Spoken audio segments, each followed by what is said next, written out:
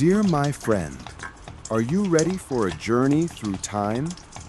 If you're listening to us from anywhere, be it your cozy room, on a comfortable sofa, or amidst the quiet of the night, take a deep breath. Now pull your warm blanket up, snuggle in tightly, and gently dim all the lights around you. Let darkness envelop you, with only our storytelling voice guiding your imagination. Because to truly feel and understand this story, you need to immerse yourself in it, without distraction, as if you're standing right there in the Palace of Versailles. Have you ever wondered what truly lurked behind the opulent silks of Marie Antoinette, the last queen of France? Join us as we pull back the curtain of time, stepping into the magnificent yet secretly squalid Palace of Versailles, where cleanliness had a completely different meaning. You'll inhale air thick with overpowering perfume, not for sophistication, but to mask body odor and a surprisingly scarce use of bathing. That porcelain white skin you dream of? It came at the cost of lead and mercury, poisons eroding beauty from within. Those lavish gowns you see in portraits? They carried the scent of history, sweat, food, and forgotten secrets, for laundry was a rare luxury. You'll witness the Queen's sweet smile turn black from sugar, a symbol of extravagance that was also a sharp knife to her dental health. You'll even confront Versailles' horrific public hygiene, where waste was simply thrown from windows and a pervasive stench arose from every corner. This journey will take you through the most intimate, hidden corners, where the Queen battled unwelcome guests on her scalp, and where royal meals, though grand, were laden with a strange mixture of flavors and the faint hint of spoilage. Ultimately, you'll realize that the perfumed armor that once symbolized her power could not save a monarchy rotting from within. This story isn't just about the death of a queen. It's a haunting allegory of how the foul odors hidden within royal life mirrored a profound decay, leading to the day you saw her head separated from her body. You have stepped into that world, smelled it, felt it. Now you have seen that behind the silk, the truth isn't always fragrant, is it? You step into the gilded corridors of Versailles, not bathed in the idealized morning glow, but enveloped in a hazy mist of conflicting scents, a perfumed battlefield. Can you feel the suffocation, that heavy embrace of the air itself? Perhaps your own lungs ache slightly, adjusting to this unexpected reality. The moment the grand doors creep open, you are met with a collision of olfactory experiences. The sharp, acidic tang of stale sweat rising from the servants who've been stirring since dawn mixes with the damp, earthy musk of centuries-old stone and the ghostly whisper of last night's candle smoke. It's a foundational layer, the true, unspoken atmosphere of the palace. Then, abruptly, a sudden gust of complex, opulent perfume assaults your senses as a rushing courtier sweeps past, his haste a violent punctuation mark in the stagnant air. This isn't just an unpleasant smell, it's the palace's very breath, a complex symphony of the unwashed and the over-perfumed. A performance, you might call it, where the most exquisite silks barely conceal the deeper, more pungent truth. You realize with a jolt that the air here is heavy, almost chewable.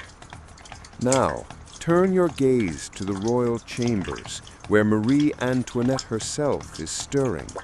You expect a fresh, dewy-faced queen, awakening like a rose in the morning sun, don't you? Discard that fantasy. As her eyes flutter open, you watch her nose wrinkle almost imperceptibly. Can you sense her imperceptible grimace, a silent acknowledgement of the lingering residue of sleep and stale air clinging to the exquisite silk sheets? A subtle yet undeniable human musk rising from her own skin. It's the kind of scent you rarely admit exists on yourself, let alone on royalty. But here it is, an intimate revelation. This is her intimate moment with the unseen enemy, the ubiquitous body odor. It's a truth as blunt as a blow, forcing her to instinctively signal for her ladies-in-waiting, demanding the immediate arrival of those precious, potent bottles of scent. For Marie Antoinette, perfume wasn't an accessory, it was her primary defense, a fragrant fortress against the realities of her own body and the pervasive miasma of Versailles.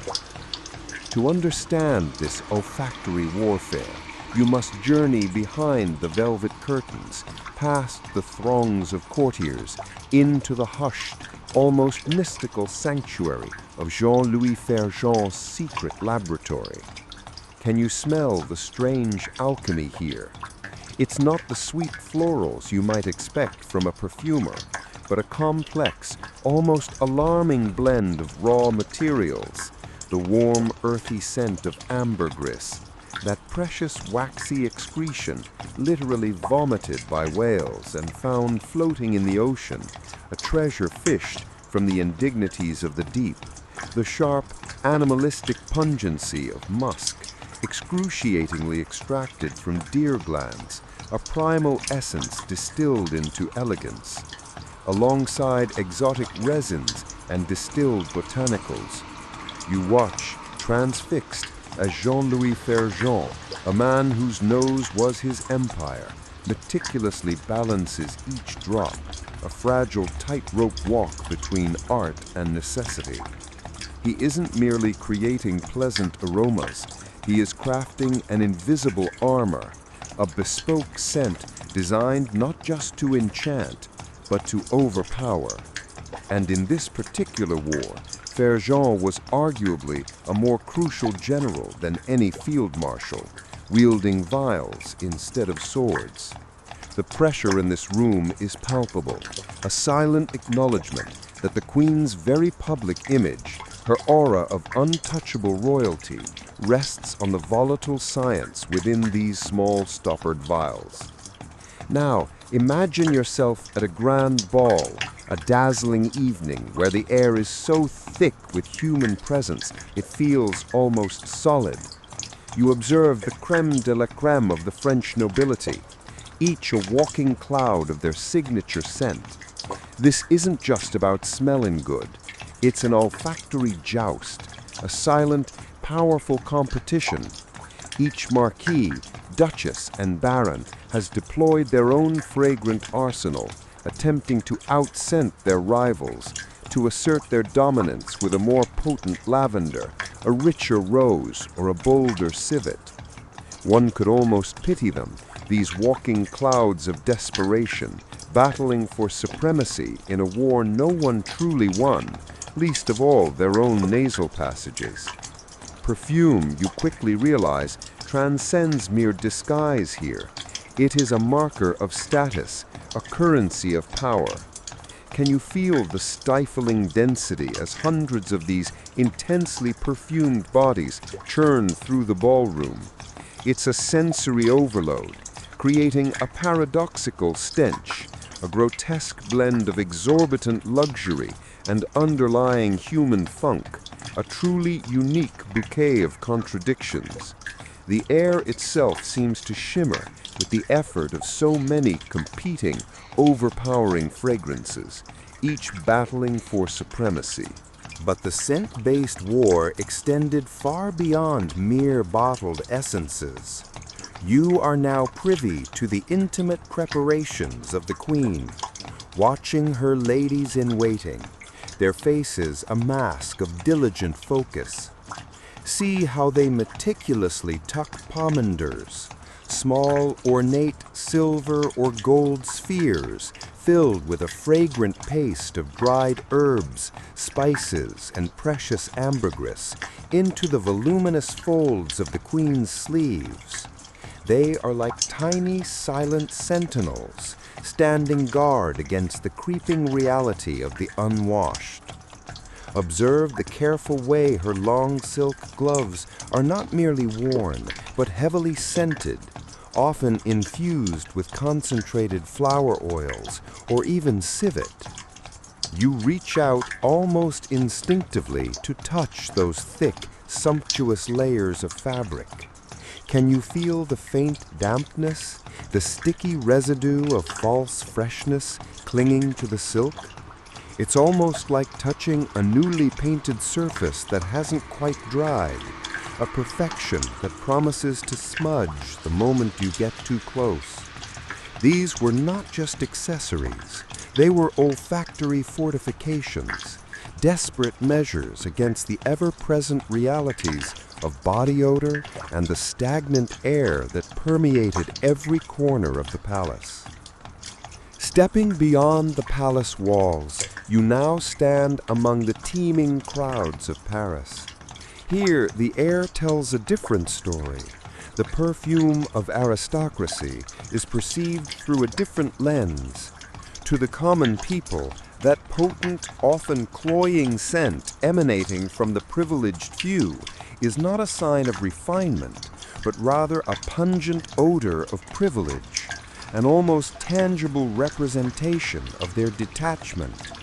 It's the sickly sweet smell of excess, a stark contrast to the gritty reality of their own lives. They might whisper, even the air of Versailles is different. It's heavy with luxury and the scent of a truth being concealed. This isn't just a casual observation. It's a prophetic murmur, a subtle but profound foreshadowing of deeper, more rotting truths that no amount of expensive perfume can ever truly hide. You feel the tension in the air, the growing resentment that simmers just beneath the surface, a direct counterpoint to the gilded illusion within the palace. Finally, the long, arduous day at court draws to the quietude of night. You are with Marie Antoinette in her private chambers, a rare, vulnerable moment when the heavy mask of royalty can finally be shed. Watch her now as her ladies-in-waiting carefully remove her elaborate wig, the layers of silk and lace, the heavy perfumes. In the dim light of the flickering candles, you witness her. She is just a woman. And then you smell it. As the scented armor falls away, the unmistakable lingering scent of her own body fills the small space. It's the true signature of her day, the amalgamation of perspiration, residual perfume, and the faint underlying human musk that no amount of floral notes could ever entirely eradicate. This is her silent confession, a raw encounter with the unvarnished truth of her existence.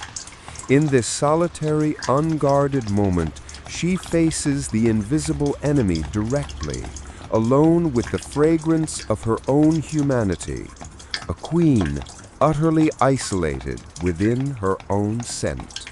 You are dreaming, perhaps, of a pristine porcelain tub brimming with warm, fragrant water, scented with essential oils and waiting for your luxurious immersion.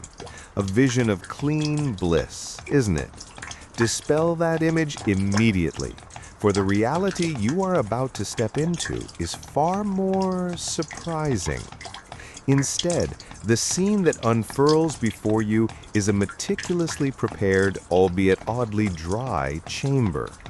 You see ladies in waiting, their movements precise, arranging crisp linen towels, small stoppered bottles of heavily perfumed oils, and, yes, a formidable wooden tub, almost like a barrel, standing proudly in the center. But the startling truth hits you like a cold splash of reality. There is no water, not a single drop. The air is warm, perfumed, but utterly devoid of the steamy mist you associate with a bath. Can you feel the jolt of disappointment, the slight bewilderment as your modern sensibilities collide with this ghastly void of cleanliness? This isn't just a slight deviation. It's a fundamental betrayal of every bathing expectation you hold. A stark, almost absurd revelation of how vastly different Marie Antoinette's world truly was from your own. Now, let's peel back the layers of this aquatic phobia that gripped an entire era. Imagine a pervasive whisper, a collective medical belief that chilled the very idea of a good soak to the bone.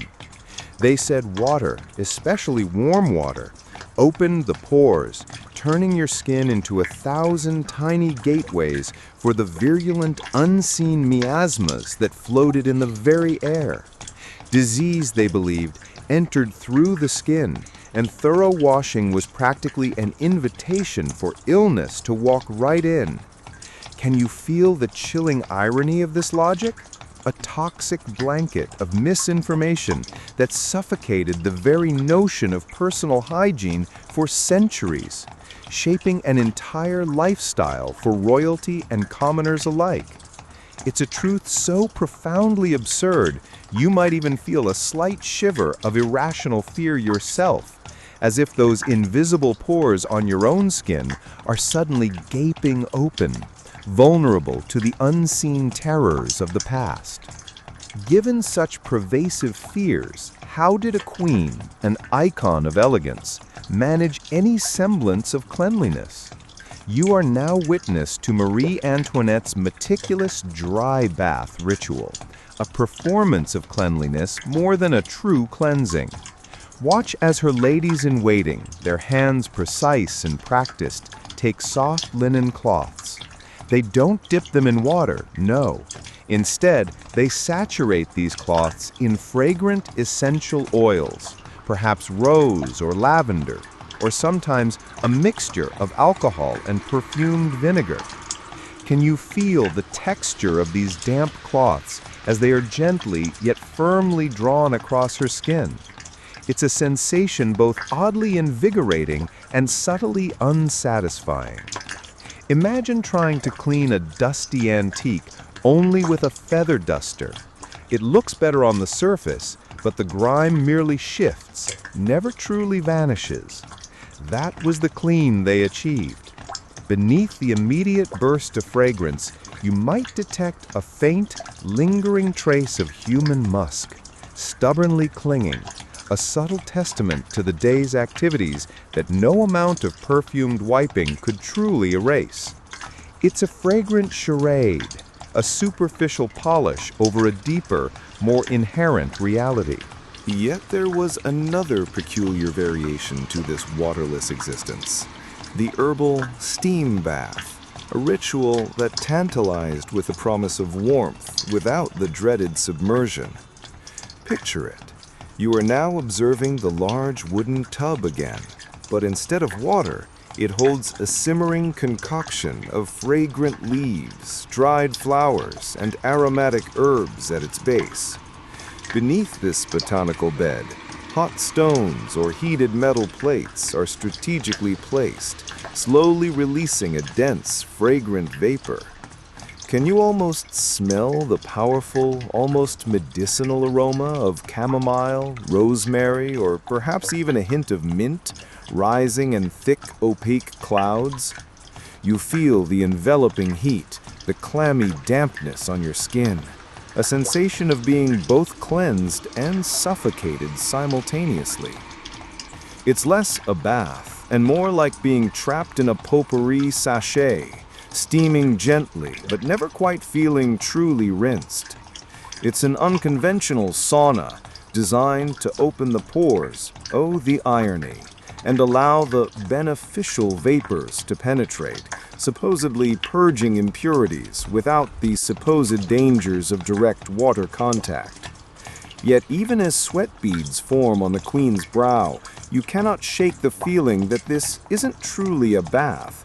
It's an elaborate aromatic humidification system, a beautifully scented compromise in a world terrified of getting properly wet. And if not water, then what served as the cleaning agent? You are about to encounter the trustworthy liquids of the 18th century, chosen not for their cleansing power, but for their perceived safety and, crucially, their ability to carry fragrance. Can you envision it? Large decanters filled not with clear, sparkling water, but with diluted wine, its sharp alcoholic tang subtly present, or perhaps vinegar infused with rose petals, lending a surprisingly sweet but ultimately acetic note. Can you imagine the almost unpleasant clash of aromas? The pungent alcohol or tart vinegar mingling oddly with delicate floral essences? It's a strange olfactory marriage, a testament to an era's desperate search for alternatives to the element they so feared. You might wonder, with a slight grimace, about the sticky residue, the sensation of alcohol evaporating on the skin, leaving behind only the perfume, not the clean. It's a bizarre tableau, a culinary approach to hygiene, as if one might simply marinate oneself in the hopes of becoming palatable. The infrequency of Marie Antoinette's bathing rituals would astound you, a detail whispered in hushed tones by historians, yet glaringly absent from the romanticized portraits. They say, a phantom voice murmurs in your ear, that the Queen's bathing time was but a few times a month, sometimes even less. Can you truly grasp the implications of this rarity for a monarch constantly cloaked in heavy, layered fabrics, attending endless public engagements? It's a stark, almost absurdist deviation from your modern standards, a concept so foreign it feels almost like a fable. This wasn't merely a matter of personal preference, it was the accepted rhythm of royal cleanliness, a testament to the era's deeply ingrained, almost theatrical aversion to genuine immersion. You begin to realize the extraordinary discipline it must have taken for Marie Antoinette to maintain an outward facade of impeccable grace, while internally a quiet battle against accumulating odors persisted. Broadening your perspective, you discover this peculiar dry cleanliness wasn't exclusive to the Queen. It was a comfort paradoxically embraced by the entire French nobility. You see them, the dukes and duchesses, the marquises and countesses, moving through their gilded lives, adorned in their silks and laces, their powdered wigs towering like architectural wonders. They accepted this sparse bathing routine as the absolute norm, a sacred tenet of high society, even considering it a form of sophisticated elegance. It was a shared olfactory illusion, a grand, fragrant lie they all agreed to inhale. Indeed, they smelled, as a collective, not of lilies or roses, but of a peculiar stale confidence, the very aroma of unexamined privilege. You can almost sense their unwavering self-assurance, their almost blissful ignorance of the odors they collectively exuded, a testament to their insulated existence within the lavish bubble of Versailles. They moved within their own olfactory ecosystem, blissfully unaware, or perhaps simply uncaring, of the true sensory experience they offered to those outside their gilded circle. Yet, despite all the perfumes, the powders, the perfumed vinegars, there were hidden consequences lurking beneath the opulent surface. The pervasive belief in the dangers of water, combined with the infrequent dry baths, meant that true cleanliness remained elusive. Can you imagine the cumulative effect of body oils, perspiration, and the residues of daily life never fully washed away, simply layered over? While the most immediate offensive odors might be masked, a subtle, underlying scent of stale humanity would undoubtedly cling to the queen's skin, a secret whispered only to the closest of her ladies, and perhaps to the very walls of her chambers. Only the ancient stones knew, the same phantom voice whispers, what truly lay behind the silk and the perfume. It's a poignant mystery, a silent testament to the unavoidable realities of flesh and blood, hinting at the quiet physical discomfort that lay beneath her magnificent exterior. After the peculiar ritual is complete, she is not enveloped in the comforting warmth of truly clean skin, nor does she experience the rejuvenating embrace of water that so many of us take for granted. Instead, she is merely wiped clean, her body fragrant but not genuinely refreshed. Can you sense her profound aloneness in this moment, the absence of a true physical and spiritual purification? You sense not just a physical void, but perhaps a spiritual parchedness, a deprivation of the deep, soul-cleansing refreshment that only true immersion can provide. For all her jewels and power, the simple, elemental comfort of being truly clean remained just out of reach, a poignant void in her gilded life. This final image imprints upon your mind the startling paradox of a queen who possessed everything, yet was denied the simple, utterly essential luxury of a truly clean body and the profound peace it brings. A stark reminder of the bewildering differences that defined her extraordinary life. You covet, perhaps, that legendary complexion, the almost ethereal pallor of a queen. Skin like polished alabaster, smooth as porcelain. Do you? Would you, for such an exquisite facade, trade your very essence for a subtle, creeping poison?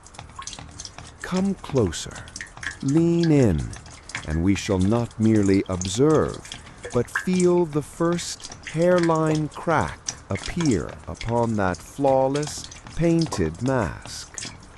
This isn't just about foundation. It's about a pact with oblivion, a daily ritual where beauty and decay danced an intimate, dangerous waltz. The price of this otherworldly glow was exacted not in gold, but in a slow, agonizing surrender of the flesh, a silent scream beneath layers of toxic perfection.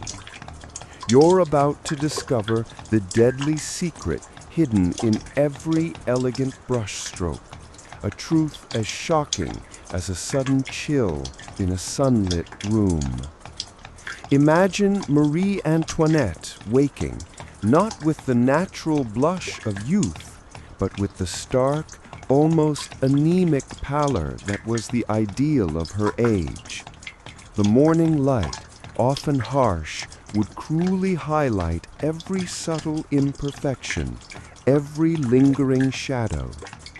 For a queen whose image was her currency, this simply would not do. So began the ritual, a meticulous, almost scientific application of deadly beauty. First, the ceruse, a thick, viscous paste of lead white mixed with vinegar. Can you feel its chilling weight as it smoothed onto your skin, a second skin of pure, suffocating white? You feel the slight, almost imperceptible drag as the thick paste resists the brush, as if the skin itself is recoiling from this unnatural burden. It was the ultimate sacrifice of the living for the sake of the flawless paradox painted in white. It was the very embodiment of the era's aesthetic, a ghastly shroud of purity that screamed wealth and detachment from the sun-kissed peasantry. Once the ceruse had settled, a ghostly canvas, it was followed by a generous dusting of talc powder, fine as spider webs, applied with delicate puffs to create an impossibly smooth, matte finish. You might remember the familiar feeling of powder, light and soft. But this was different. This was about erasure, about transforming living flesh into an unblemished, marble-like surface. Then came the strategic splashes of color, a stark, almost theatrical contrast to the deathly white. For the lips and cheeks, vermilion was the choice, a pigment derived from mercury sulfide. Can you imagine the faint metallic tang on your tongue as the vibrant red was applied to your lips? Or the slight, almost imperceptible warmth spreading across your cheeks? It was a fiery kiss of poison, a vibrant flourish that paradoxically brought a semblance of life to a face rendered lifeless by lead. Each application was a deliberate act of self-betrayal, a vibrant splash of color on a canvas that was quietly, patiently dying. This was not mere makeup. It was alchemical transformation, transforming a woman into a living, breathing statue, albeit one slowly corroding from within. The immediate effect was undeniably striking, a testament to the powerful illusion this toxic beauty regimen created. Marie Antoinette, once a vibrant, naturally rosy-cheeked Austrian girl, was meticulously remade each morning into the ethereal, almost porcelain figure demanded by the French court. You would see her transformed and understand why this look was so prized. It signified leisure, indoor life, and an aristocratic detachment from the sun-kissed peasantry. But beneath that flawless exterior, the insidious work had already begun. The lead, a silent, patient predator, slowly began its gruesome feast. It clogged pores, trapped natural oils, and, most cruelly, started to erode the very vitality of the skin it claimed to beautify. You might almost feel a subtle tightness, a sense of the skin's natural breath being stifled as the lead began its quiet, invasive work, like concrete slowly setting over living tissue. As the days stretched into weeks, then months, the long-term devastation became agonizingly apparent. Can you feel the subtle itch, the persistent dryness that no amount of moisturizing could alleviate? Her once lively complexion began to develop a dull, ashen quality beneath the fresh layers of ceruse, almost as if the lead was leaching the life out of her. Inflammation and irritation became her constant companions, tiny red eruptions beneath the stark white, often a source of silent, private agony. Her skin, once so admired, grew sallow and discolored, a roadmap of chronic toxicity. Imagine the agonizing sensation of eczema-like rashes hidden beneath thick layers of toxic makeup, a constant reminder of the slow internal decay. It's like wearing a beautiful but suffocating mask, where every movement brings a fresh wave of irritation, a constant nagging discomfort that becomes as familiar as your own heartbeat. This wasn't just cosmetic damage, it was a systemic poisoning, affecting her nervous system, her overall health, and subtly contributing to the fatigue and pallor that would later become more pronounced. The cruelest irony lay in the very application of this beauty. The lead-based makeup, thick and unforgiving, was prone to cracking and flaking, especially during a long day of court appearances, formal dinners, and elaborate balls. You can almost hear the tiny, almost imperceptible sounds of the dry paste cracking as she smiled, as she turned her head. Imagine the horror of seeing a small fissure appear in your perfect porcelain mask, revealing the inflamed, discolored skin beneath. This wasn't just an aesthetic flaw, it was a public humiliation waiting to happen, a direct challenge to her carefully constructed image of perfection. The very substance that defined her beauty also threatened to betray her at any given moment. This constant threat demanded an extraordinary level of dedication from her ladies-in-waiting, the unsung heroes of this bizarre beauty regimen. You watch them, their faces a mixture of concentration and a weary familiarity as they stand by the queen. Their task was not simply to apply makeup, it was to rebuild her face daily, a painstaking act of cosmetic engineering. Each morning they would carefully, meticulously patch and recover the inflamed areas, the emerging blemishes, the deepening sallow tones. It was like restoring a crumbling fresco, attempting to bring back the illusion of vibrant life to something inherently decaying. Can you feel the quiet desperation in their movements? The silent knowledge that their efforts were a temporary truce in a losing battle against the insidious effects of lead and mercury. Every day was a fresh canvas of damage, demanding ever more layers, ever more precise camouflage. The allure of this deadly beauty was, for Marie Antoinette and the entire aristocracy, an unquestioning faith. They were not merely following a trend, they were participating in a collective delusion, a desperate pursuit of an aesthetic ideal that blindsided them to the very real dangers. You might find yourself wondering, almost with a chuckle of dark amusement, how an entire society could be so confidently, so blissfully ignorant of the basic chemistry festering on their faces. It was a kind of aesthetic fundamentalism where the pursuit of whiteness trumped any common sense or even basic self-preservation. Perhaps their very intelligence was poisoned by their vanity, blinding them to the simple truth that what looked like divinity was in fact death painted white. This unwavering belief in their poisonous potions, this almost comical conviction in their own invulnerability, is a testament to the powerful, often absurd lengths to which humanity will go in the name of beauty. Reflecting on this, a chilling thought might creep into your mind.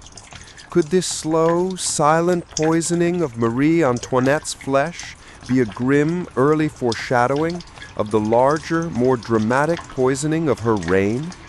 The decay of her skin, meticulously hidden beneath layers of deceitful beauty, mirrors the rotting foundations of a monarchy equally adept at concealing its deeper, systemic ailments with superficial grandeur. The lead, infiltrating her body like the silent descent infiltrating the common people, slowly but surely undermined her strength. It is a powerful, almost poetic irony. The very elements she used to project an image of untouchable perfection were simultaneously eating away at her from within, just as the unseen forces of revolution were eroding the very core of her power. As the day ends and the cumbersome layers of makeup are finally removed, you are left with Marie Antoinette in a rare moment of exposed vulnerability. The harsh reality of her skin, freed from its painted prison, is laid bare. You can feel the weariness that settles upon her, the physical discomfort that even a queen cannot escape. This wasn't merely about washing off makeup. It was about confronting the raw, unprotected truth of her decaying complexion, a physical manifestation of the choices made in the name of beauty.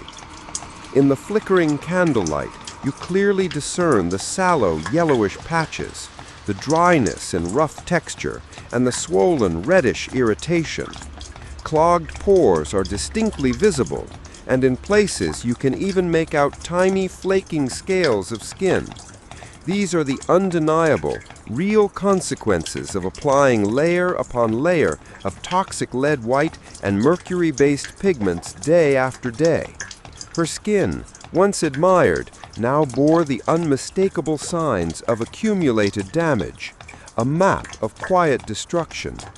It is a moment of profound, almost tragic honesty as she gazes upon the ravaged canvas that was once her face, a clear reminder of the ultimate, unescapable cost of living a life shrouded in toxic illusion, a life literally built on poison. You gaze upon Marie Antoinette's voluminous, intricately embroidered gowns in paintings, don't you? Every layer of silk, velvet, brocade, shimmering as if woven from pure light and dreams. Have you ever paused to consider how many times were they washed? Once? Once a year? Or perhaps never? The truth, as unyielding as an old stain on white silk, is this: almost never. You are not merely looking at history. You are smelling history, clinging to every thread, a raw, potent essence not found in any of Fargen's elaborate perfume formulas, yet terrifyingly real. This wasn't luxury. This was a material testament to defiance, a statement more powerful than any political decree, revealing a world where beauty was purchased at the expense of cleanliness, a life you will find both unbelievable and suffocating. Stepping into Marie Antoinette's dressing room, you are not greeted by the fresh scent of blossoms. Instead, a dense, almost palpable historical odor assaults your senses, thick as a morning mist. What do you detect? A complex blend of old silk and musty velvet, interwoven with perfumes so cloying they prickle your nose, and a haunting, subtle note of dried sweat, the lingering ghost of countless all-night balls. Hundreds of opulent gowns, each a masterpiece, hang closely together like fashionable specters. But each dress is not merely a work of art. It is a scent story unto itself, a living archive of past parties, whispered secrets, and long days under the Versailles sun. This sensation isn't just visual, it's a visceral, olfactory feast, a reminder that even the most extreme luxury possessed a raw, undeniable, and often hidden facet. And why were these extravagant garments so rarely, if ever, washed? The reason, dear friend, lies in a curious blend of nascent scientific understanding and the tyrannical demands of fashion from that era. They feared water would irrevocably damage the precious fabrics, the silks, velvets, and brocades, causing them to shrink, fade, or lose the intricate shapes and delicate drapes that took hundreds of hours to create. Preserving the gown's pristine appearance, despite any accumulated odors, was deemed far more crucial than actual cleanliness. You feel the frustration in confronting this mindset, a world where superficial beauty was paramount, where cleanliness was seen as a potential threat to the garment's integrity. Every stitch, every hand-embroidered motif whispers a tale of sacrifice, hygiene sacrificed for the fleeting eternity of vain beauty. So, if not washed, how did they cleanse these garments? You will witness meticulous dry cleaning rituals, strange substitutes for soap and water. The ladies-in-waiting, with astonishing care, would brush thoroughly each layer of fabric with soft brushes to remove dust and cobwebs. Then the gowns would be aired out on balconies or in spacious courtyards, hoping the fresh breeze would carry away some of the stale odors. You might even see them using thin beating sticks to gently tap the garments, a peculiar action designed to dislodge embedded dust and impurities without harming the delicate fabric structure. Can you imagine the clouds of dust rising into the air, a plume of the past hovering, and the sheer futility of completely eliminating the ingrained sense? It's like attempting to sweep a beach clean with a broom, knowing you will never truly make it pristine. It was precisely these half measures of cleaning that led to a unique phenomenon, the accumulation of scents. Each layer of perspiration from fervent dances, every droplet of Fargen's costly perfumes, and even the faint aroma of food from royal banquets, all permeated deep into every fiber, becoming an inseparable part of the garment. You feel the heaviness of the gowns, not just in their physical weight, but in the burden of odors they carried. Perhaps some areas on the dresses bore faint, lingering stains from food or grease that could not be washed away, creating a subtly repugnant sensation once you understood their origin. Every fold of fabric was an olfactory archive, a living chronicle of past moments, each layer of scent telling a story of luxury and chronic neglect. To contend with the unavoidable accumulated odors, a haunting sachet detail emerged. Small, fragrant packets. You will observe the ladies-in-waiting carefully tucking tiny sachets filled with fragrant dried herbs, potpourri, and sometimes even precious ambergris between the thick layers of silk and velvet. Their purpose? To overpower offensive odors, to create an illusion of freshness. But, dear friend, could these tiny, seemingly innocuous scent pouches truly possess enough power to completely conceal the brutal truth behind layers of unwashed fabric? You might smell the strong herbal fragrance emanating, but it was a losing battle, a desperate struggle between artificial refinement and undeniable organic reality. It's like attempting to sweep an active volcano with a layer of powder. You know it will never truly work. And then, a thought might send a faint shiver down your spine.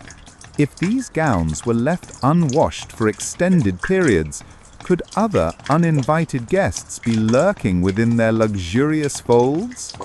While we won't delve into gruesome specifics, you might feel an imagined itch, a vague uneasiness at the possibility of microscopic parasites or insects finding refuge in the hidden nooks and crannies of silks and velvets that never met hot water and soap.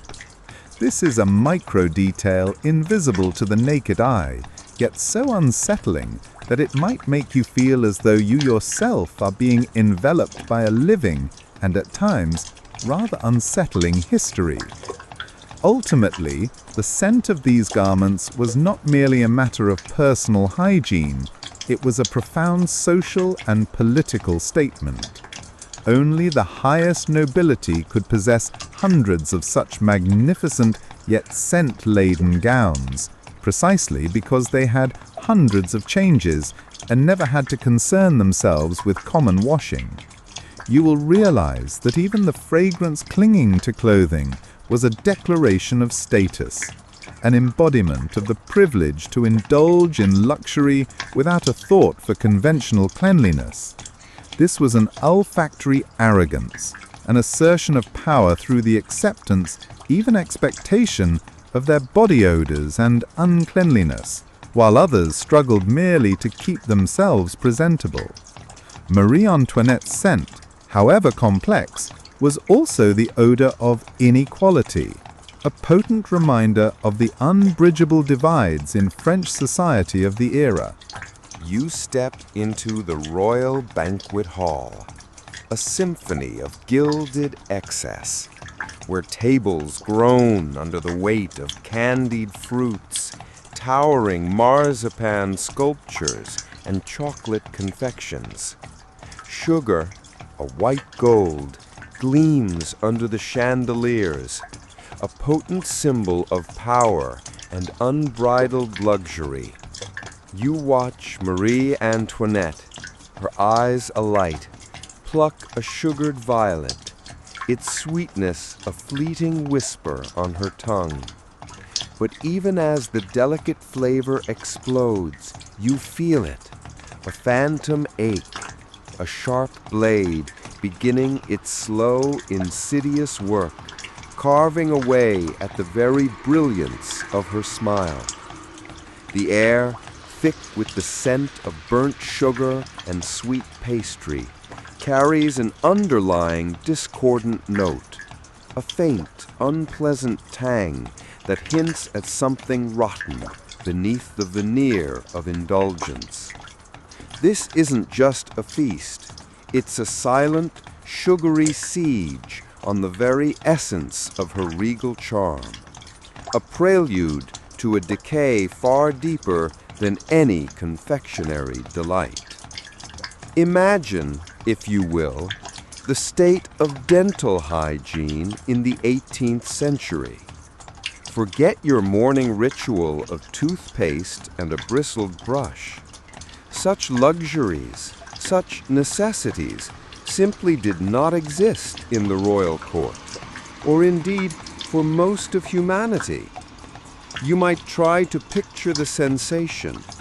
After every lavish meal, every sugary confection, your teeth would feel gritty, a fine sugary film, a sticky, invisible shroud clinging stubbornly to every surface, inviting legions of unseen bacteria to set up permanent residence. Without proper cleaning, these microscopic invaders would feast undisturbed, their metabolic byproducts slowly but surely eroding the very enamel that protected your teeth. Can you almost feel the unpleasant slickness on your tongue, the subtle yet persistent sensation of accumulated grime that no amount of rinsing with water, which, as you recall, was already suspect, could truly dislodge? It's a dental nightmare, a slow-motion catastrophe playing out in every royal mouth. The consequences of this sweet, unchecked indulgence were, quite literally, rotting from within. As the years passed, Marie Antoinette's teeth, once perhaps pearly and bright, began their inevitable, agonizing decline. You would notice the subtle discoloration first, a faint yellowish tinge, deepening to a dull brown, then, horrifyingly, to patches of unmistakable black. These weren't mere stains. These were the ominous flags of decay, tiny, insidious cavities forming like miniature sinkholes in the enamel. And with decay came the inevitable companion, halitosis, a breath that, despite all the perfumes and pomanders, carried the faint, sour tang of putrefaction. Can you imagine the excruciating pain of a persistent toothache, a silent torment that no amount of royal privilege could truly numb? Or the brutal reality of a tooth extraction, performed by a barber surgeon with rudimentary tools and little to no anesthesia, leaving a gaping void in a smile once meant to charm? It was a ghastly paradox, where the very symbol of her sweet life led to such a profoundly bitter and visible outcome. This unsightly truth, this decaying secret, demanded constant, desperate concealment. You would observe Marie Antoinette, the epitome of grace, engaging in subtle, almost imperceptible acts of self-preservation. Watch her now, a fleeting tightening of her lips, a quick, almost unconscious hand raised to her mouth when speaking, or more tellingly, when she let out a rare, genuine laugh. You might feel the subtle tension in her jaw, the slight dryness on her lips as she holds back a wider smile. A constant nagging reminder of the decaying truth she desperately tried to bury. It's the kind of reflex you might see in anyone acutely aware of a flaw, amplified 1,000-fold by the relentless scrutiny of the court. The pressure to maintain an unblemished facade was immense, a gilded cage of expectation, where even a single black tooth could be interpreted as a crack in the monarchy's divine perfection. Can you feel the constant, gnawing anxiety of living under such a microscope, knowing that your very body was betraying the image you were forced to project, literally rotting from the inside out while maintaining an outward show of flawless beauty? To combat the inevitable bad breath, a secret arsenal of mouth-freshening herbs was employed. You might witness her discreetly chewing on small bundles of mint leaves, their sharp, invigorating scent a temporary balm against the underlying putrescence. Perhaps cloves, with their potent, almost medicinal aroma, or other aromatic botanicals like rosemary, were offered to her. You can almost smell the pungent, earthy fragrance of these herbs as they are crushed between her teeth, a desperate attempt to create an illusion of freshness. But are they truly effective, or merely a thin, aromatic veil over a deeper problem? Can you taste the astringent, slightly bitter tang of the herbs, a sensation that, while momentarily cleansing, quickly fades, leaving behind the persistent, underlying truth? It's a fragrant battle fought daily, a futile attempt to conquer an enemy that simply refused to yield to superficial remedies. This decaying smile was more than just a personal affliction. It was a crack in the very symbol of royal power. The Queen's smile, once a weapon of charm, a beacon of youth and beauty, was slowly being undermined. You see the portraits, the idealized versions, but the reality was a subtle yet profound betrayal. A damaged smile was not merely a health issue. It was a visible flaw in the perfect divine image of a monarch. It hinted at vulnerability, at the very human frailties that were supposed to be absent from royalty. Can you feel the stark contrast between her outward splendor, the towering wigs, the diamond necklaces, the elaborate gowns, and the hidden decay within her mouth? It was a microcosm of a larger rot, a silent, physical manifestation of the slow, insidious decline that was already beginning to plague the French monarchy itself, a symbol of beauty succumbing to the bitter taste of reality. As the long day at court finally drew to a close, and the last of the courtiers bowed themselves out, you are left with Marie Antoinette in the quiet intimacy of her chambers. The elaborate wig is removed, the heavy downs unlaced, and the layers of makeup gently wiped away. In the soft glow of the flickering candlelight, you are privy to a raw, unguarded moment. She approaches her mirror, perhaps with a sigh, and gazes at her reflection. You see it too, a broken smile, marred by the discolored, perhaps even missing teeth. It's a moment of profound sadness, a silent acknowledgement of a beauty that is no longer whole. Can you feel the bitter pang of loss as she confronts this physical decay, a part of her youthful charm and regal confidence, literally eaten away by the very sweets she adored, the very symbols of her power? This isn't just about dental hygiene. It's a poignant reflection on the inescapable tolls of a life lived in gilded excess, a stark reminder that even a queen cannot escape the consequences of her indulgences, a sweet dream turned into a decaying reality. The rot in her mouth, a secret she painstakingly concealed, was a physical echo of the whispers that grew louder in the streets, the slow, irreversible decay of an entire system that, like her teeth, was crumbling from too much sweetness and too little care. It was a foreshadowing she literally carried in her smile. You wander through the gilded, magnificent halls of Versailles, a symphony of opulence meant to overwhelm the senses. But then a breeze, a seemingly innocent draft, carries with it a smell that cannot be named, a pervasive, stomach-churning essence that clings to the velvet drapes and permeates the very air.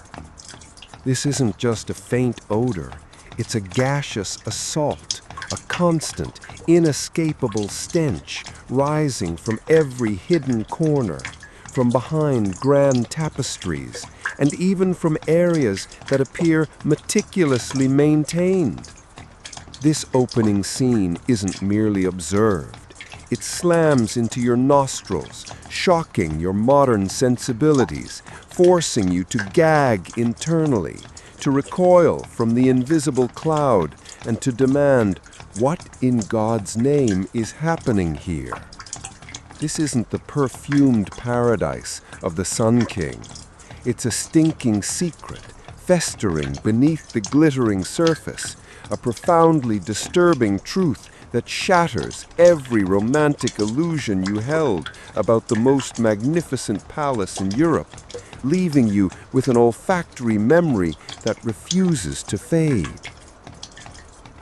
Now, let us drag this filthy truth out from the shadowy corners of history and examine the squalid corridors of power. The shocking reality of hygiene at Versailles was simply this: a profound, almost unbelievable lack of proper facilities. You would witness it with your own eyes if your stomach could bear it. Guards, courtiers, even members of the minor nobility, when nature called, they would answer wherever convenience dictated. Behind a lush velvet curtain, in a dimly lit corner of a grand hallway, or brazenly, shamelessly in the manicured gardens themselves, their urgent relief polluting the very ground upon which royal feet trod.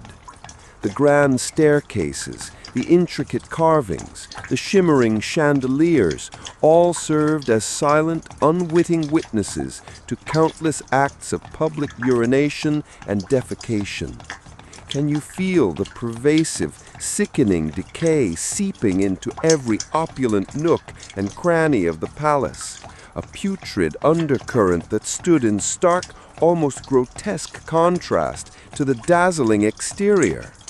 It's a sensory dissonance, a vile symphony of human waste playing out against a backdrop of unparalleled luxury, a testament to an era's baffling indifference to basic sanitation. The very air you breathe is heavy with the untold stories of countless hurried evacuations, a ghastly perfume that became the true signature of Versailles.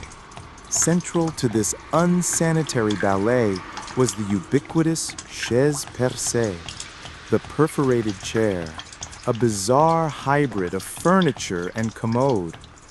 You will find them, these chairs of dubious power, positioned in the most astonishing places throughout the palace, sometimes even in reception rooms or aristocratic bedrooms.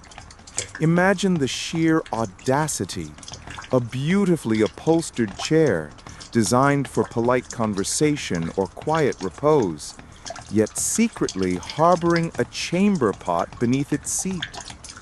It was, in essence, the ultimate multitasker of the 18th century palace, a seat for polite conversation, a perch for quiet contemplation, and, when nature called, a surprisingly discreet, or perhaps not so discreet, personal lavatory. One wonders how many truly profound courtly discussions were held while a noble sat, quite literally on their personal throne of necessity, a subtle rumbling perhaps accompanying grand pronouncements. Can you feel the profound discomfort, the clashing realities of trying to maintain decorum while fully aware of the hidden, odorous function of the very furniture around you? It's an intimate violation of privacy and hygiene, a stark reminder that even the most personal of needs lacked any semblance of true cleanliness or discretion in this gilded cage. This wasn't merely a convenience, it was a symbol of accepted indecency, a silent agreement to tolerate the intolerable, a silent joke that only the very walls could truly appreciate. The sight of it, the very thought of it, is enough to make your stomach churn, the disgusting act of waste disposal. You would bear witness to it yourself if you lingered long enough. Servants, or sometimes even the less fastidious aristocrats themselves, would, without a hint of hesitation or shame, simply empty their chamber pots out of open windows, sending cascades of human waste splashing onto the gardens, courtyards, or even the bustling streets below. Can you hear the sickening splat? The vivid, repugnant image of it indelibly etching itself into your mind, a stark, undeniable testament to the widespread nature of this grotesque problem. Perhaps a prime view of the manicured gardens also came with the added benefit of an unexpected shower, a bizarre form of royal irrigation that ensured the rose bushes were well fed, though perhaps not in the way one might imagine. It wasn't a rare occurrence. It was a daily ritual, a barbaric rain falling upon the very grounds that were supposed to symbolize divine order. Only the ancient stones of Versailles could truly recount the countless secrets splashed upon its very foundations. Secrets that the meticulously manicured gardens, ironically, did little to bury, instead feeding the very plants that symbolized the palace's beauty. And what of the unsung heroes, the burdened palace servants? You can almost taste the weary despair in their mouths as they face their daily, thankless task, handling the mounting tide of human excrement. Their work wasn't merely to clean, it was to manage an unending deluge, to constantly empty the overflowing chamber pots from every corner of the vast palace, navigating the treacherous landscape of public deposits. You imagine their hands, calloused not just from hard labor, but from the constant contact with human waste, their clothes perhaps permanently stained, their very skin bearing the unspoken mark of their vile duties. The sound of chamber pots clanking together as they were carried through the corridors, a macabre soundtrack to the hidden reality of Versailles, a sound few would acknowledge, but none could truly ignore. Can you feel the sheer physical revulsion, the overwhelming stench that must have clung to their clothes, their skin, permeating their very existence? Observe their tired eyes, their swift, almost practiced movements as they performed this degrading labor, a stark contrast to the leisurely pace of their aristocratic masters. Their daily sufferings underscores the brutal reality beneath the veneer of royal splendor, a constant, foul-smelling reminder of the filthy foundations upon which this magnificent illusion was built. Beyond human waste, the air was thick with other equally unpleasant emanations. You must factor in the stagnant pools of urine that collected in forgotten corners, seeping into the stone floors, creating a permanent acidic tang. The damp, musty scent of ancient neglect mingled with the effluvium of aristocratic indulgence. And let's not forget the noble pets. The pampered dogs of the courtiers allowed free rein, adding their own contributions to the olfactory tapestry of the palace, their casual disregard for designated areas mirroring their owners. Then there was the refuse, the uncollected scraps from endless meals, slowly fermenting in hidden bins, adding yet another layer to the symphony of decay. These myriad odors, when combined with the desperate attempts to mask them with lavish perfumes, from the heavy musk of civet to the sickly sweet jasmine, created a cacophony of clashing scents, an almost nauseating melange where no single aroma could truly dominate, only blend into a greater, overwhelming stench. Imagine breathing this air day in and day out. You might find yourself constantly feeling on the verge of choking, a dull headache pounding behind your eyes, a chronic nausea that became simply part of life within the palace walls. It's a peculiar human trait, isn't it? The capacity to adapt, to normalize the utterly abnormal. Imagine living amidst that constant stench, that lingering miasma, until it simply became the air you breathe. A grotesque part of your everyday, like the ornate wallpaper or the gilded carvings. Did they even notice it anymore? Or had their senses been so dulled by the pervasive reality that the smell that cannot be named simply became the scent of home? And the palace's plumbing, or rather, its profound lack thereof, only compounded the problem. While there might have been a few rudimentary drains or channels, they were woefully insufficient to handle the colossal volume of waste generated by thousands of inhabitants.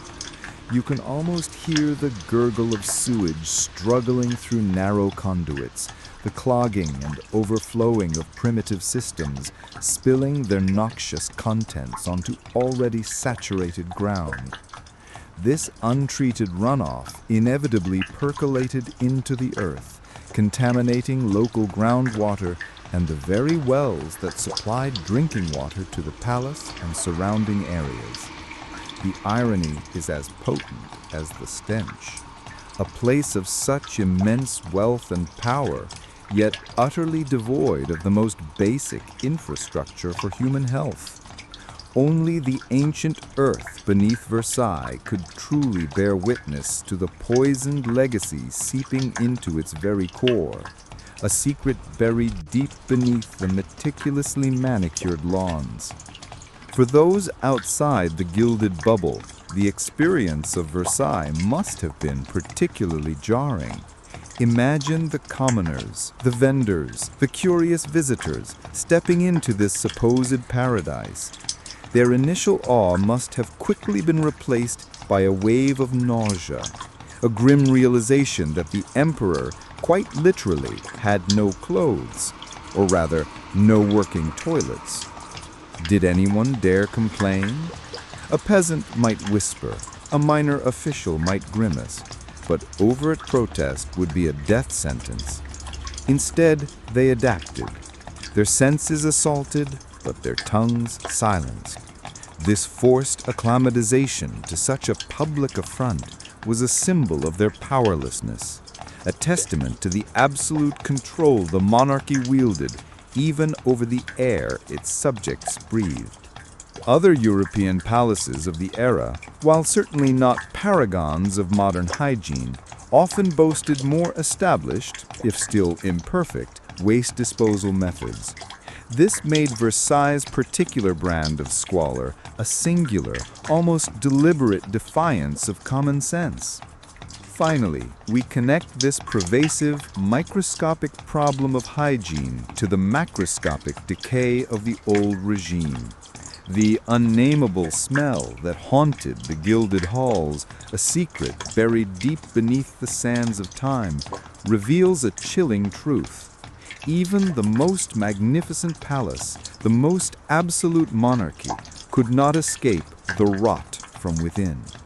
It was not just the walls that smelled of decay, it was the very system itself, slowly crumbling under the weight of its own excesses and an astonishing disregard for basic human needs.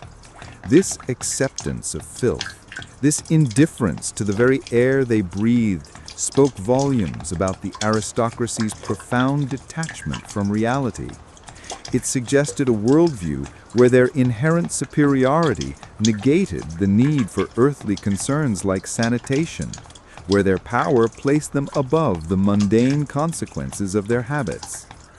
You are left to ponder whether the hidden stenches of royal life were not in fact a profound reflection of a deeper systemic putrefaction, a decay that ultimately led to the day you saw her head separated from her neck. The palace, like the monarchy, was suffocating under its own grandeur, a stinking monument to oblivious privilege, its very foundations eroded by the accumulated waste of centuries.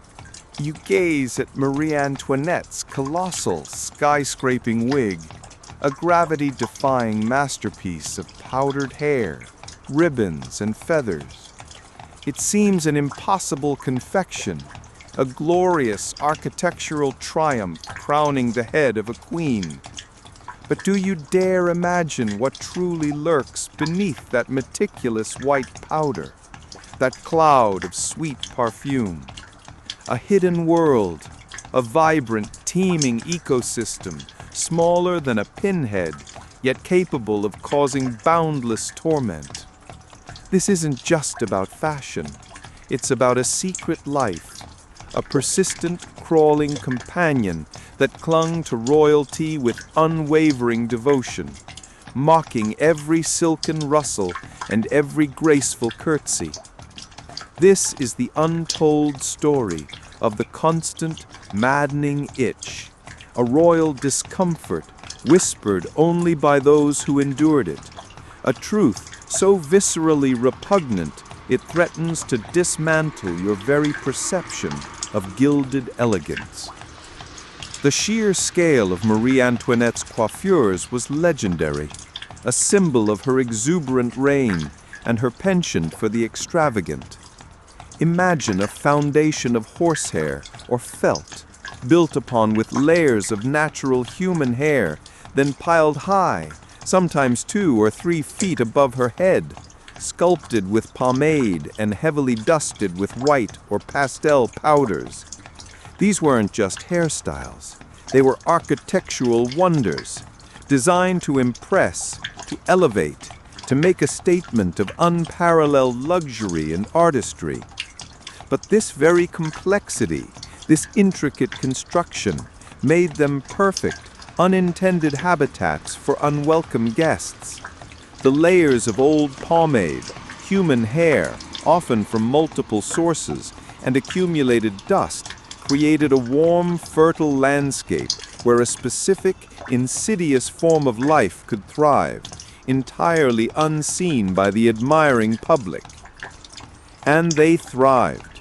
Despite the lavish perfumes and the constant attendance of ladies-in-waiting, head lice were a ubiquitous problem, a democratic plague that afflicted everyone, from the lowliest peasant to the highest nobility. Washing hair thoroughly was a rarity, deemed unhealthy or impractical for elaborate coiffures, meaning that once a colony of these tiny vampires found purchase, they were almost impossible to eradicate. You can almost feel the phantom sensation, a subtle tickle that rapidly escalated into a persistent, maddening crawl, an uncontrollable urge to reach up and scratch, even in the most inappropriate moments. It was a shared secret, an unspoken, crawling reality beneath every powdered wig in Versailles. The very air of the court, you might imagine, was subtly infused not just with perfume, but with the invisible hum of 1,000 busy parasites. Marie Antoinette, for all her regal composure, was no exception to this unwelcome companionship. Imagine the inner turmoil, the almost unbearable itch during a long, tedious court ceremony, or a stiff royal portrait sitting. You would observe her, the epitome of grace, making small, almost imperceptible movements, a fleeting adjustment of her wig, a delicate, feigned yawn followed by a quick, almost surreptitious scratch behind her ear, or perhaps a more direct, yet still subtle movement of her hand to her nape, her fingers brushing lightly, almost casually against the source of her torment. You might feel the invisible tension in her posture, the minute, almost imperceptible flicker in her eyes that betrayed the constant, nagging discomfort that was her silent, secret burden.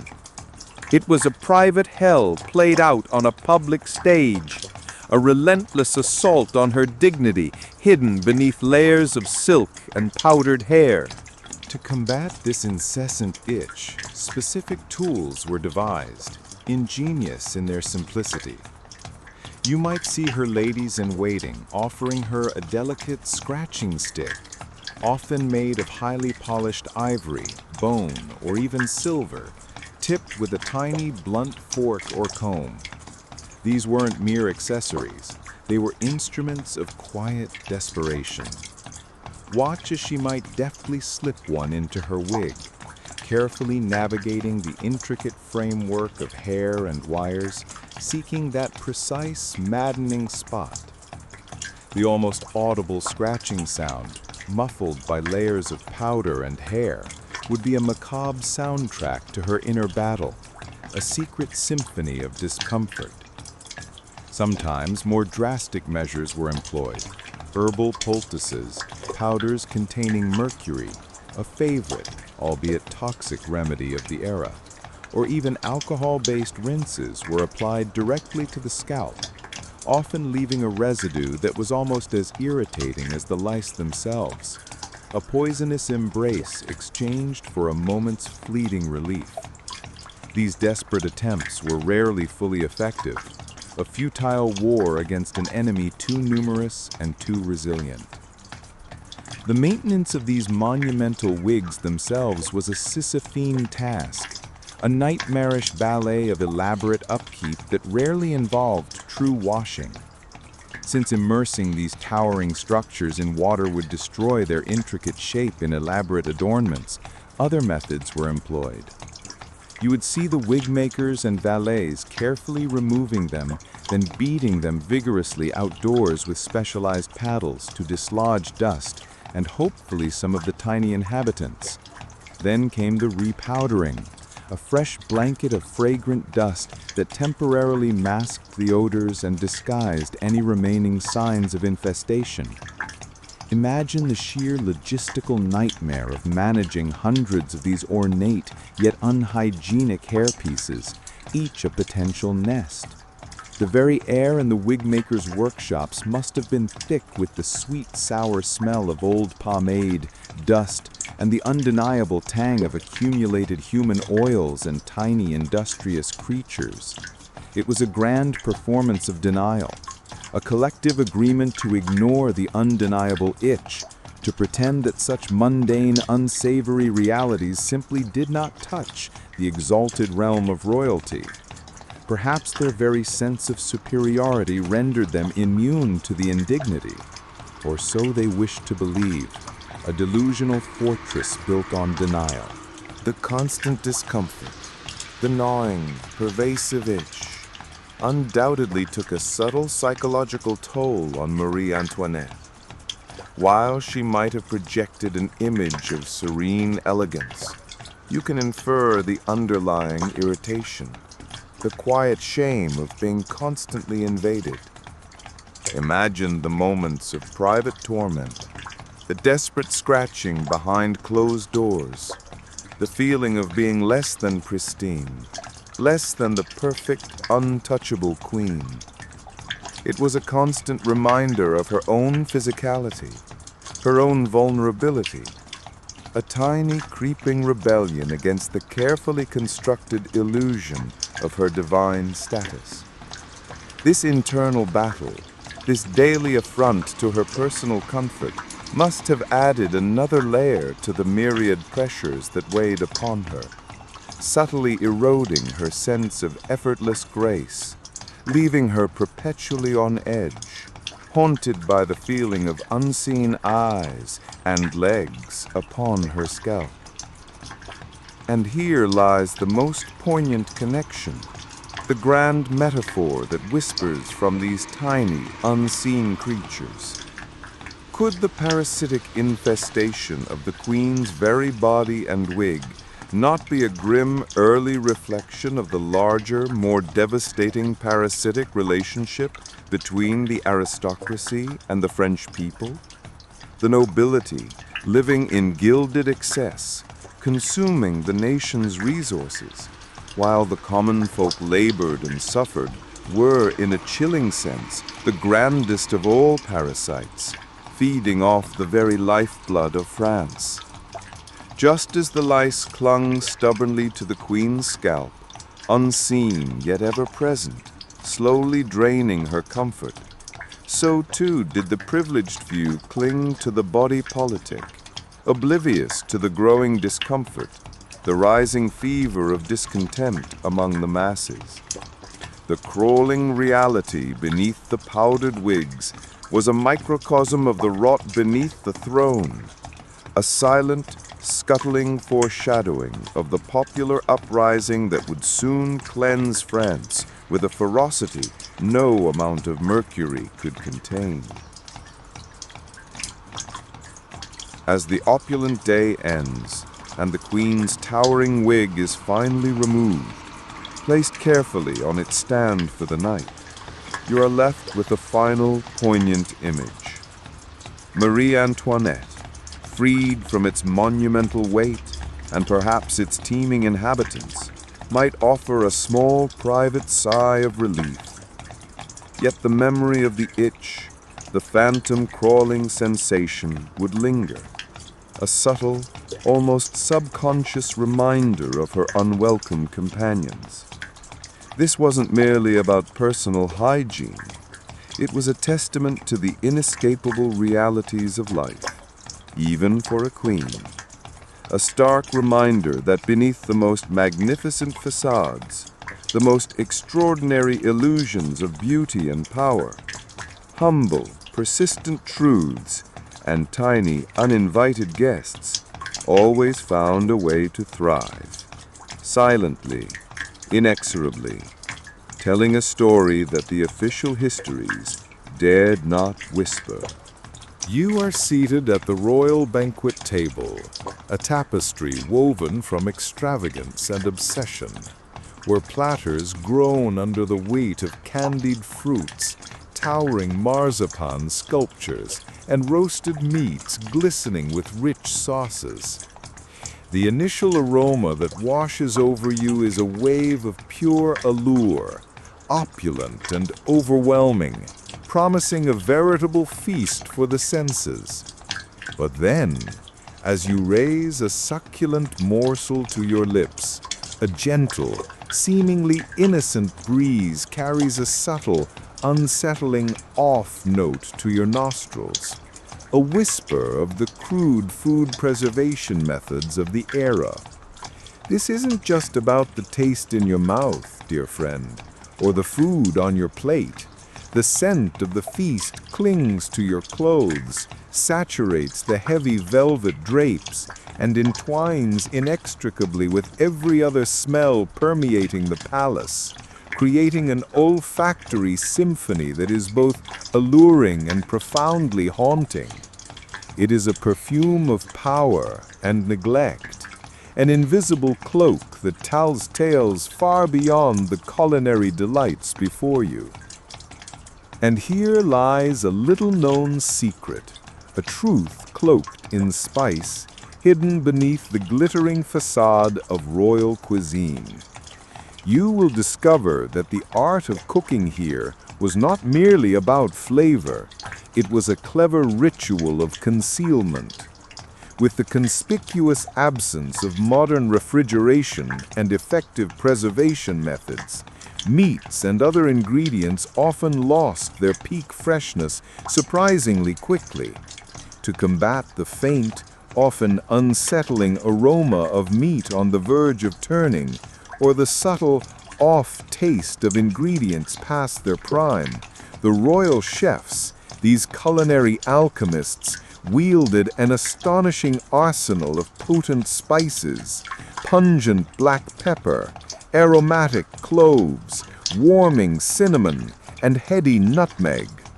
You feel the paradoxical tension as these visually splendid, intricately prepared dishes conceal a disturbing underlying reality, a testament to culinary necessity rather than pure gastronomic delight. Each bite becomes a battle of flavors, where robust spices valiantly struggle to overpower any unwelcome aftertastes, an edible testament to the technological limitations of the age. They transformed potential putrefaction into palatable, or at least powerfully flavored indulgence, a triumph of pungency over putrescence. The origins of these ingredients varied too. Some meat from the palace's own farms, some from the hunt, others purchased from bustling, often unsanitary outside markets, each contributing its own subtle note of freshness, or lack thereof, to the grand deception. The essence of the feast, my friend, was a lingering fragrance in the very air, a living entity that transcended the boundaries of the dining table. It didn't merely dissipate from silver platters or crystal goblets.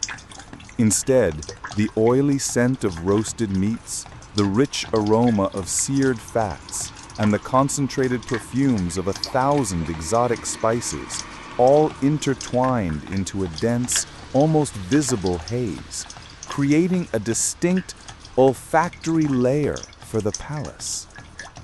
You will feel the heaviness of the atmosphere, almost as if you could touch the very molecules of scent suspended there, clinging to sumptuous Persian carpets, seeping into the velvet folds of heavy curtains, and even impregnating the very plaster of the ornate walls. This was a perpetual perfume, an olfactory patina built up from countless past banquets, giving Versailles its unique signature, an indelible impression that no amount of Farjeon's finest perfumes could entirely obscure. This culinary miasma mingled seamlessly with the other omnipresent odors of the palace. The faint scent of stale body odor from crowded courtiers, as you learned in earlier tales, the sharp tang of poor sanitation, a persistent ghost in every hall, and even the cloying sweetness of fresh perfumes.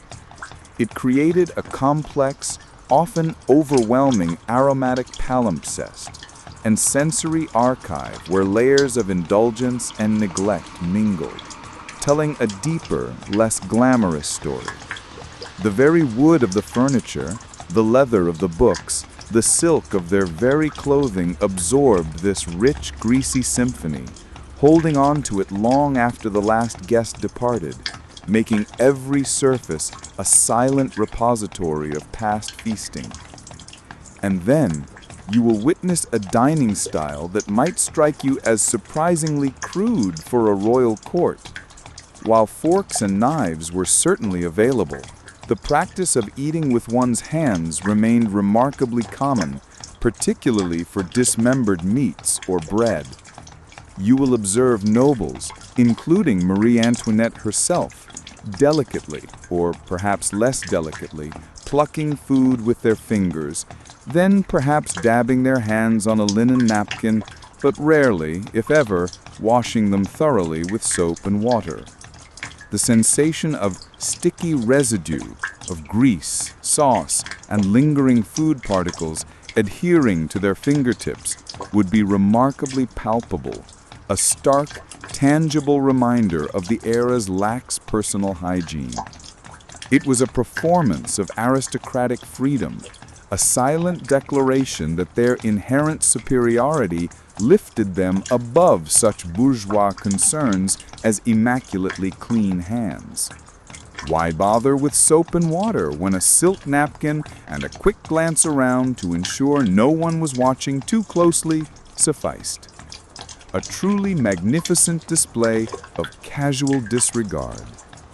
Imagine the lingering stickiness as they touched their elaborate gowns, the pages of their favorite books, or, most alarmingly, shook hands with another courtier, subtly transferring the remnants of their meal. This wasn't just a custom, it was a public affirmation of a luxury so profound it bordered on heedlessness, a striking paradox of outward grandeur and inner grit. After such lavish banquets, the heaviness wasn't confined to the stomach, but seeped into every breath of the royal attendees. Despite the use of various aromatic herbs or breath pastilles, their breath still carried the flavor of the consumed dishes, mingling with other bodily odors, the perfume they wore, and even the general accumulated stench of the palace itself. You can envision a hushed, secret whisper exchanged between two courtiers, and with every uttered word, you detect a complex bouquet of roasted meat, garlicky sauce, and a subtle, yeasty fermentation. It was a disagreeable but undeniable reality, an inseparable part of royal life. Their breath, once a symbol of their regal presence, now bore the unmistakable imprint of their human consumption, a subtle reminder that no matter how elevated their status, they remained mortals with physiological needs and unavoidable consequences. These breath-freshening concoctions, often made from strong mint, cloves, or even licorice, were a futile attempt to mask a deeper truth. Were they truly effective, or merely a drop in the ocean against the powerful lingering odors of a multi-course meal? You might imagine awkward social situations, a hand kiss, a low bow, an intimate conversation, each moment fraught with the subtle, unspoken awareness of less than fresh breath, a constant tension between outward decorum and an inner foul truth. This problem was intimately linked to the decaying teeth and general halitosis explored in Chapter 5, the elaborate meals merely compounding an already entrenched issue, creating a cyclical odor problem. When the feast finally concluded and the servants began the monumental task of clearing away the remnants, you would discover that the scent of food did not vanish with the empty platters. Instead, it lingered, becoming an olfactory legacy of the banquet. The heavy aroma of grease, spices, and meat remained impregnated in the precious tapestries, in the weighty velvet curtains, and even on the skin of the attendees who had long since departed. The dining hall, though now deserted, still resonated with the aromatic echo of past opulence, a persistent whisper of what had just transpired. It transformed into a permanent part of the palace, a layer of scent accumulating day after day, month after month, year after year, until a new feast, with its own unique aromas, arrived to add another stratum to this olfactory sediment. It was a never-ending cycle, an invisible testament to the palace's existence, an architectural fragrance that could only be experienced through the nose, a museum of smells that no one dared acknowledge. Imagine the servants clearing away the scraps, the half-eaten bones, the spilled sauces, each piece contributing to the slow decay and putrefaction that would inevitably intensify the underlying stench of the palace, making their task even more odious.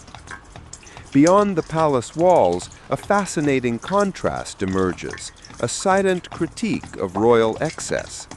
While royal cuisine was a heavily spiced, rich and often less than fresh affair. The peasant cuisine often, ironically, boasted a simpler yet fresher quality. Imagine the crisp, earthy smell of freshly dug vegetables from a local garden, the clean scent of meat slaughtered just hours before for a community meal. There was no need for exotic spices to mask imperfections. The ingredients spoke for themselves. This creates a subtle yet potent irony of class. The poor, with their humble fare, often ate food that was intrinsically more wholesome and genuinely fresh than the elaborately disguised delicacies of the king and queen. It was a testament to the fact that true quality sometimes lay not in luxury, but in proximity to the earth, a chilling reversal of expected societal norms. You step into the suffocating intimacy of a royal audience, where the very air hangs heavy, thick as velvet, with a concoction of competing scents. This is no mere pleasant fragrance. This is the unseen hand of power, a perfumed gauntlet thrown at your senses. The scent of Marie Antoinette herself, a complex tapestry of rare florals, rich musks, and exotic resins, is not simply a personal preference. It's an invisible message, a resounding declaration that you are compelled to inhale, to internalize. You feel utterly overwhelmed, perhaps even slightly lightheaded by the sheer potency and concentration of these precious, highly volatile essences. This isn't just about luxury, it's about absolute power, a sensory assertion of her unrivaled status, transforming the very act of breathing into an involuntary act of submission, a silent, fragrant decree from the queen to her subjects. This potent aroma, this perfume was truly an invisible wall of power. You would instinctively feel it, this olfactory barrier, as you attempted to approach Marie Antoinette or any high-ranking noble. The sheer strength of their personal scent, a blend meticulously crafted to both mask the unpleasant realities of the unwashed body, as discussed in previous dispatches, and to assert social dominance, created an undeniable, almost physical distance. You might feel a distinct suffocation, a tightness in your chest as the dense, cloying air entered your lungs, making it difficult to breathe naturally, let alone think clearly. This wasn't merely a passive indulgence. It was an active instrument, a tool of isolation designed to maintain an almost sacred separation between the exalted and the common. It became a sensory manifestation of the divine right of kings, a fragrant fortress around the aristocracy, reminding everyone of their unattainable status. The very act of inhaling near them was a subtle acknowledgement of their elevated place, a respiratory curtsy to their unassailable grandeur. Consider the ingredients that comprised these more precious than gold fragrances.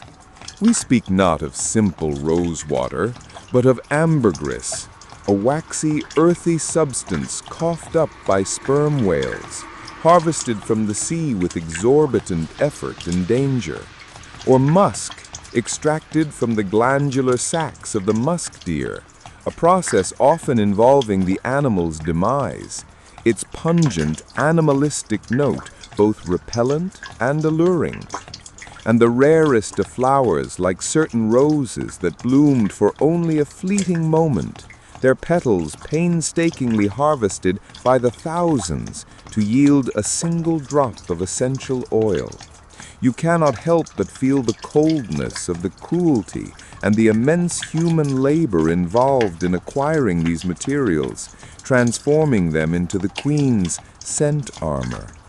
Each drop represented a hidden sacrifice, a testament to a world where nature itself was plundered to adorn the powerful.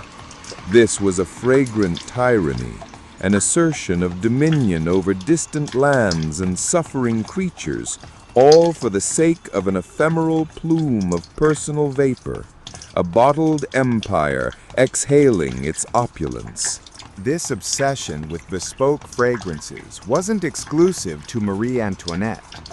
The entire court was embroiled in a quote-unquote scent war, a subtle yet fierce competition for olfactory supremacy.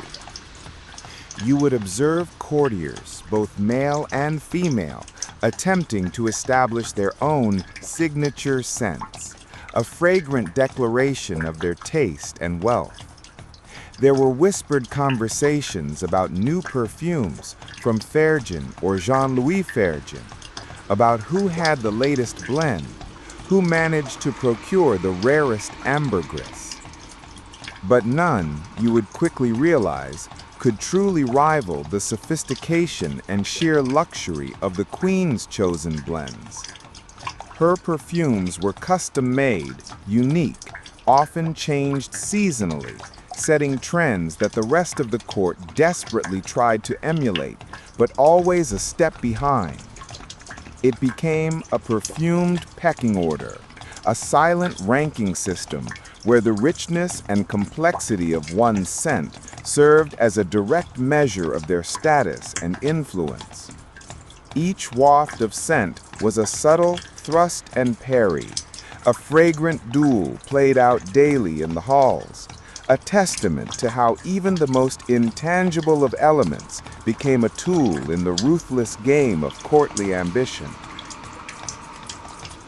The very air itself served as a powerful social discriminator, drawing an olfactory border between the privileged few and the suffering masses.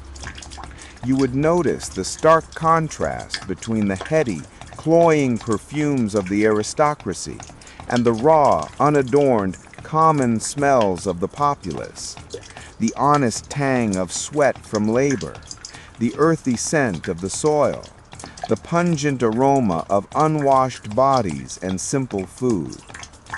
Imagine the sensation as a commoner, perhaps a servant, briefly entered the royal sphere, the sudden, overwhelming blast of noble scent, a perfume curtain that reinforced their otherness.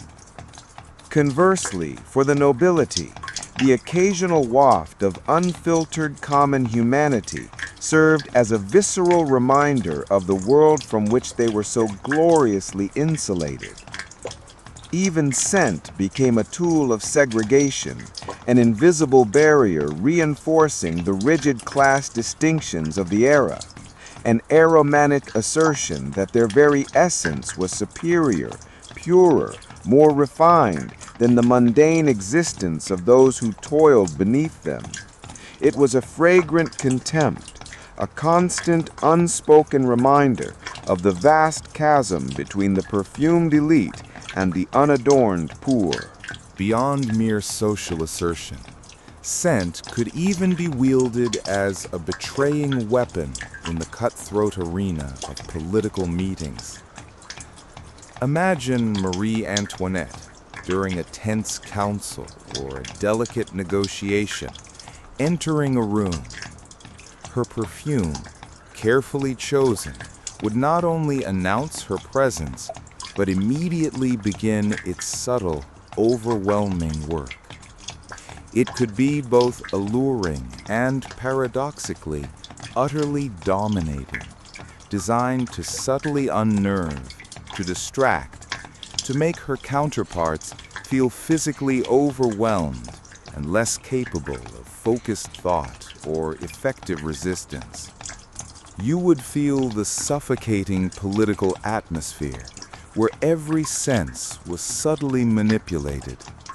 The very air you breathed, laden with her unique fragrance, became an unseen adversary, a fragrant mist designed to fog the minds of those who dared to oppose her. Was it a conscious tactic, or merely the unconscious projection of unbridled privilege? Regardless, The effect was undeniable, a sensory assault that added another layer of complexity to the already treacherous game of power, transforming the very act of inhaling into a potential political liability, an olfactory form of psychological warfare. Ultimately, this meticulously crafted armor of aroma was destined to crumble alongside the very dynasty it sought to protect.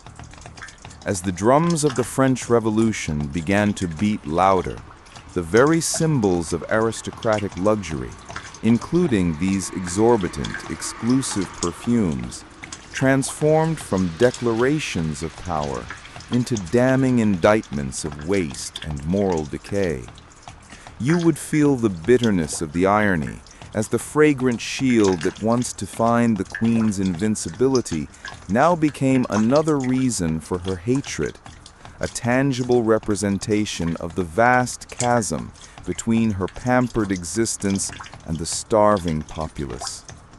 The once admired scent, a hallmark of exclusivity, became a stench of corruption in the eyes of the revolutionaries. It was no longer a sign of divine right, but a symbol of opulent indifference, a perfumed provocation to a nation on the brink. Her scent, once power, now became betrayal, dissolving into the revolutionary winds, a fleeting memory of a world consumed by its own intoxicating yet ultimately toxic excess. In those final desperate days, no amount of ambergris or musk could mask the scent of impending doom or the raw, visceral odor of the coming storm. You have walked through gilded halls, inhaled air thick with perfume, felt the luxurious silk against your skin, and grasped the profound vanity lurking beneath such dazzling opulence.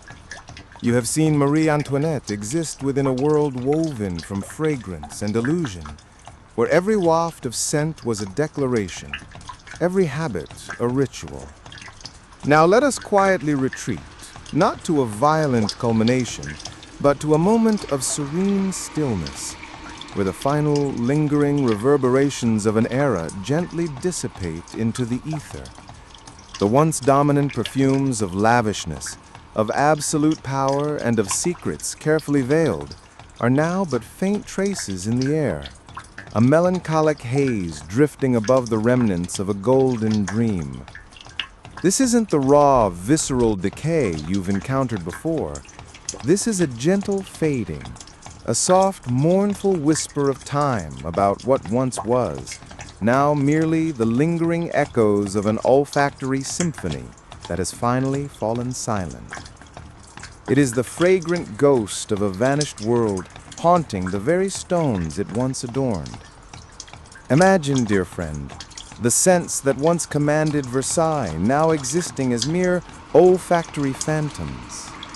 The rare perfumes so beloved by Marie Antoinette, those pervasive, intense fragrances that once formed an invisible wall of power, are now but whispers on the breeze, fragile notes barely clinging to antiquated tapestries and faded brocades. They say that even after the grand palace doors had firmly closed and the royal footsteps had long ceased their echoing cadence, a delicate aroma of roses, amber, and musk still lingered in the air, a persistent memory of countless glittering soirees and forgotten revelries. You can feel their fragility, like beautiful dreams dissolving at dawn's first light, a testament to the ephemeral nature of all earthly things. There is no longer the overwhelming assault, no more the suffocating dominance, only a faint, almost imperceptible trace, the final lingering chord of a love song that has ended. This is the dissolution of an illusion, a truth as gentle as it is stark, about what remains when the dazzling aura of power finally dims, a perfumed elegy for an age gone by. And the palace itself, once a vibrant, living museum of scents, now carries a different olfactory layer. The accumulated aromas from countless feasts, from the heavy, unwashed wigs, from the unclean skin of courtiers, all have coalesced. No longer the chaotic symphony you once experienced, but a tranquil, almost comforting patina of time. It's akin to the scent of an ancient book, dear friend, imbued with the very breath of slumbering stories, of secrets finally sealed within its aged pages. You can inhale and feel a curious warmth, a profound serenity emanating from these walls that have witnessed too much, these drapes that have concealed too many forbidden truths. Only the ancient stones know the full tale, for these scents have quietly narrated their own story, without fanfare, without ostentation, merely a silent, pervasive presence, an unseen legacy of a past that refuses to be entirely forgotten.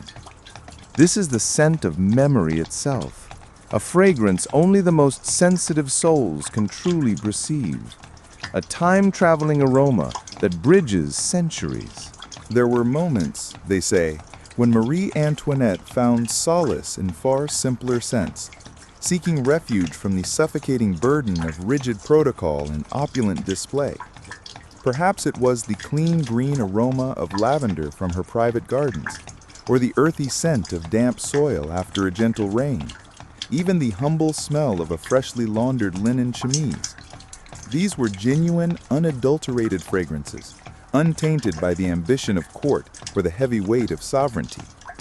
You can almost picture her, on a rare quiet afternoon, inhaling deeply the pure essence of nature, finding a fleeting moment of uncomplicated peace amidst the relentless chaos of her life. This is a secret buried deep beneath the sands of time, a private, softer facet of a queen so often defined by her extravagance. These were the scents of raw truth, of an ordinary human longing for simple comforts, a subtle yet profound contrast to the perfumed prison of her public life, a fragrant confession of her inner yearnings. And as you close this journey, let these reflections on the flavor of history linger with you. You have stepped into that world, smelled it, felt it with an almost disquieting authenticity. You have traversed lavish halls and shadowy alleys, tasted the sweetness of power and the bitterness of fading glory.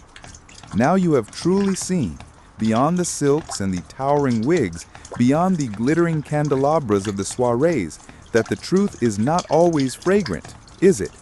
But this foulness is not merely physical. It is a poignant reminder that history is not solely composed of polished annals or romanticized portraits, but also of raw sensations, visceral experiences, and haunting odors.